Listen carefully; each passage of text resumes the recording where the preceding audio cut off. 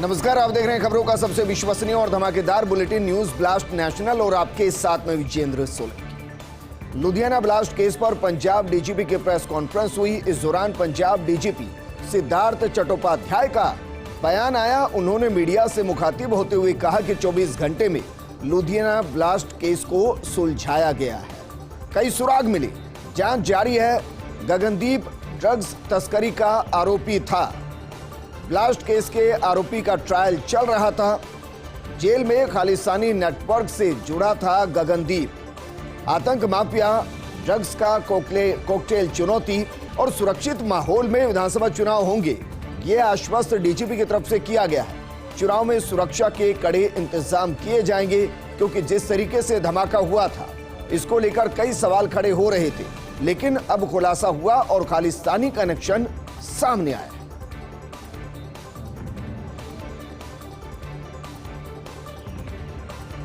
महंगाई से होगी नए साल की शुरुआत। कंज्यूमर इलेक्ट्रॉनिक्स से लेकर ऑटो, स्टील की बढ़ेंगी कीमतें। दरअसल एफएमसीजी और लॉजिस्टिक की चीजें महंगी होंगी।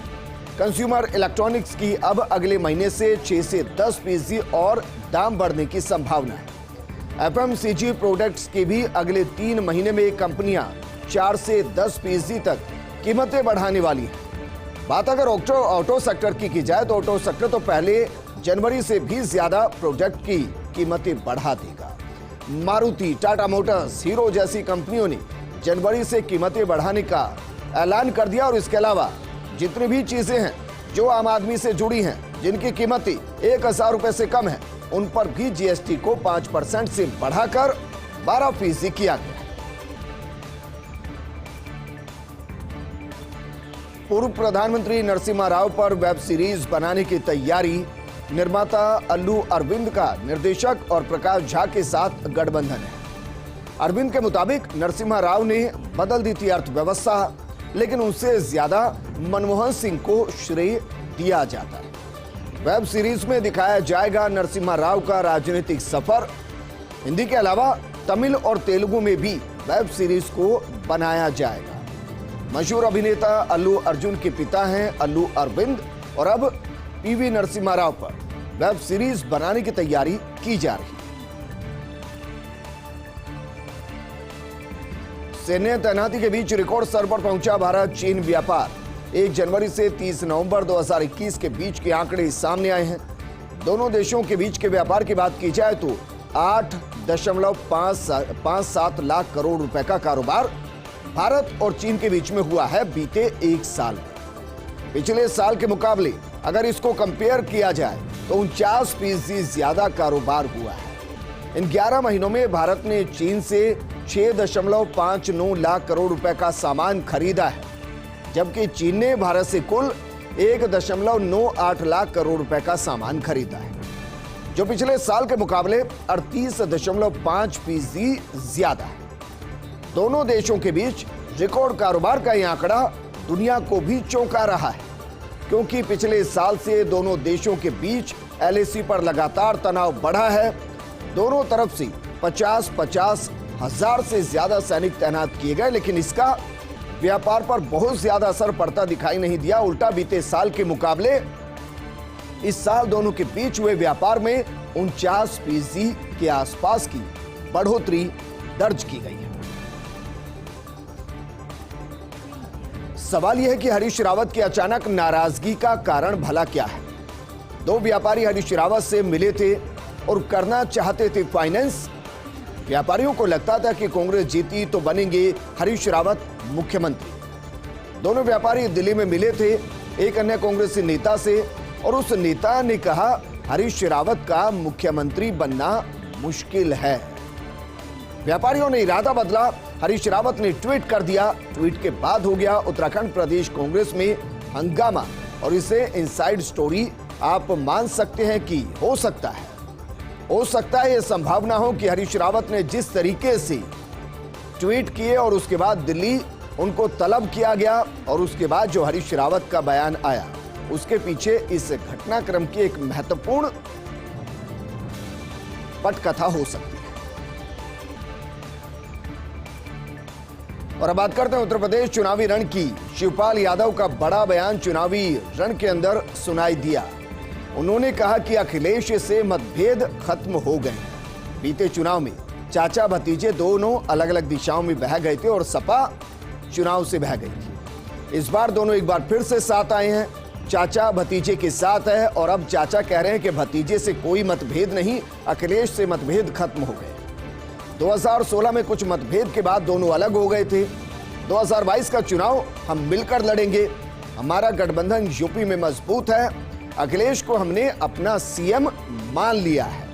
अखिलेश को बिना शर्त की समर्थन दिया है। लेकिन चाचा भतीजे की जोड़ी यूपी में सीएम योगी आदित्यनाथ का कितना मुकाबला कर पाएगी, बीजेपी का कितना मुकाबला कर पाएगी।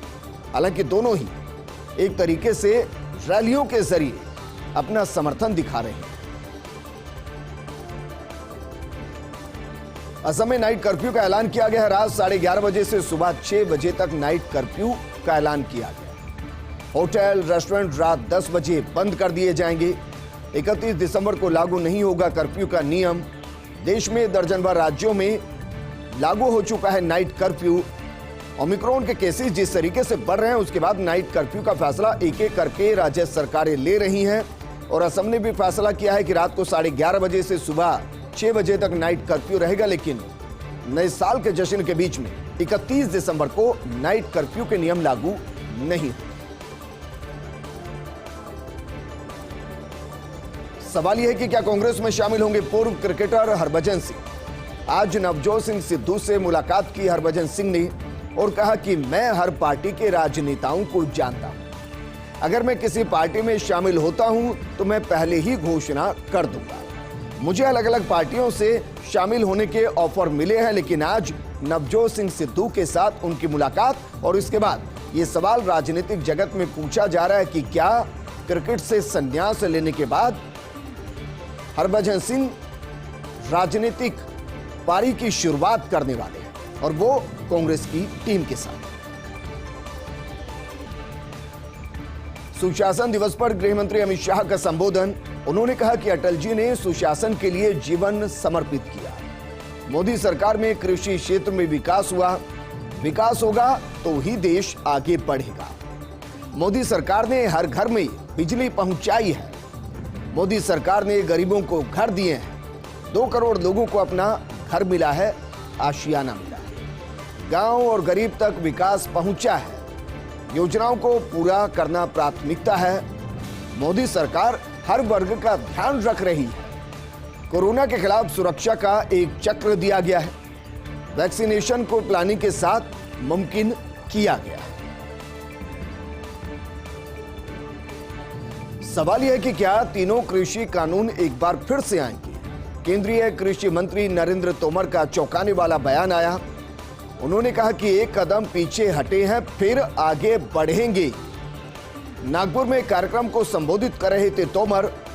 उन्होंने कहा कि कृषि कानून 70 साल की आजादी के बाद लाया गया सबसे बड़ा रिफॉर्म है, लेकिन कुछ लोगों के विरोध के बाद उसे वापस लेना पड़ा। सरकार आगे के बारे में सोच रही है, हम निराश नहीं है। किसान भारत की रीढ़ की हड्डी है। पीएम मोदी ने 19 नवंबर को तीनों कृषि कानून वापस लेने का ऐलान किया था। अब तोमर के बयान के बाद एक बार फिर से सवाल उठने लगे हैं।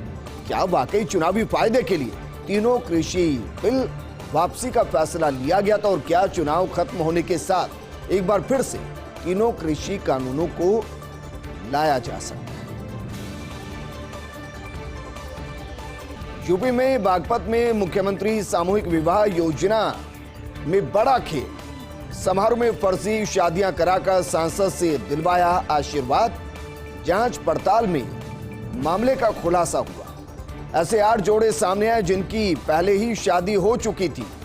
सामूहिक विवाह कार्यक्रम में पहले ही वो शादी के बंधन में बंध चुके थे। दोबारा शादी कराकर योजना का लाभ दिया। जिले के पिलाना, बिनोली और बड़ौत ब्लॉक के गांव के निवासी ये जोड़े हैं।